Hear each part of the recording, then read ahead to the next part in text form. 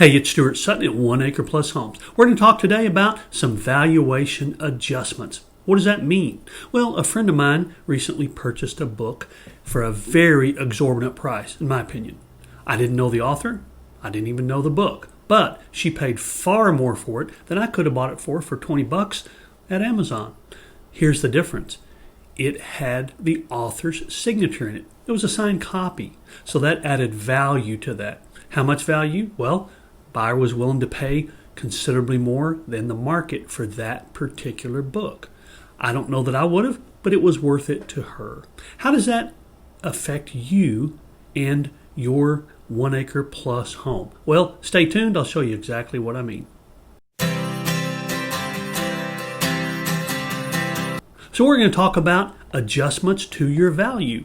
Pools, media rooms, workshops, barns, all kinds of different things. A home with a pool versus home without a pool, in all similarity, the one with the pool is going to bring more money. Now, I've heard this many, many times, and it really baffles me. And that is agents who say pools don't really add hardly any value. They just create saleability for people who want a pool. That is inherently wrong. Absolutely 100% untrue. Pools add value. In certain circumstances, I'm not going to say every single situation, but in most cases, in all the cases that I've been involved in, a nice in-ground pool adds value. Now, does it add the retail value of the pool to the house? Well, no, of course not. I think everybody knows that.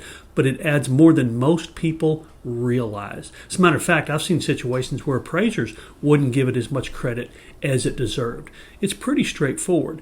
You use comparables without pools compared to homes with pools, and you see what the valuation difference is in what buyers are willing to pay.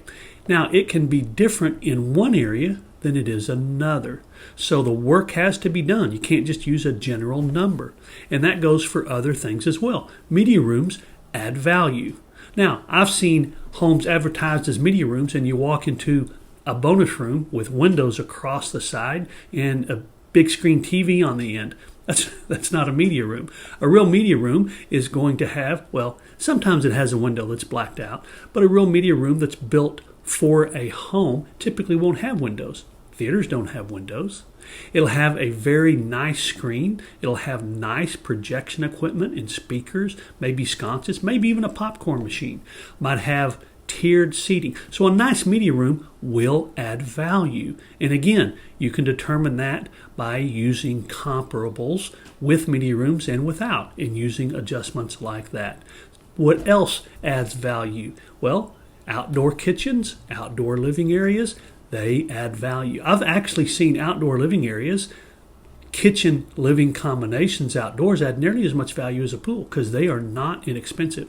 Again, probably not the retail value, but they do add value. And that's easily discernible when you do the comparables. Now, for homes on an acre or more, you're going to talk about things like workshops and barns and fencing and things like that. And again, yes, they add value. They not only add value, they add appeal. There are buyers that are looking specifically for workshops or a property where they can add a workshop. So there certainly is value. You can determine what that is. You can determine close to the number that is by what buyers are paying for comparable properties without that feature compared to properties with that feature. I hope that makes sense. Adjustments to value are important. You can't just set stuff aside. What about the other side? What about negative adjustments? Well, the most obvious that I've seen is properties that back to, side to, or are very close to heavy traffic. I've got a property on the market right now that we have had an issue with road noise. And road noise, even though it's not right on the road, can play a factor. There are neighborhoods around this market that are in close proximity to highways, busy streets that do have road noise. Now, if you do back up to a busy street, that doesn't mean you'll never sell. It just means that you have to take that into account. I have seen from statistical analysis, I have seen backing up, fronting, or siding to a busy road affect the value by anywhere from 5 to 15% or more. The biggest one I've done in the last 10 years was about 18%. So that has to be taken into account. You can't just ignore that. The road got busy after you moved in and now it's worth less. That's just kind of a timing issue. If you bought it when the road was busy, you probably paid less than market for it, or less than comparable properties that didn't back up to busy streets or busy roads. So you probably compensated for when you bought it, so you've kind of got to compensate for it when you sell it. I hope that makes sense. And there are other factors, power lines, things like that. But the positive adjustments can't be ignored.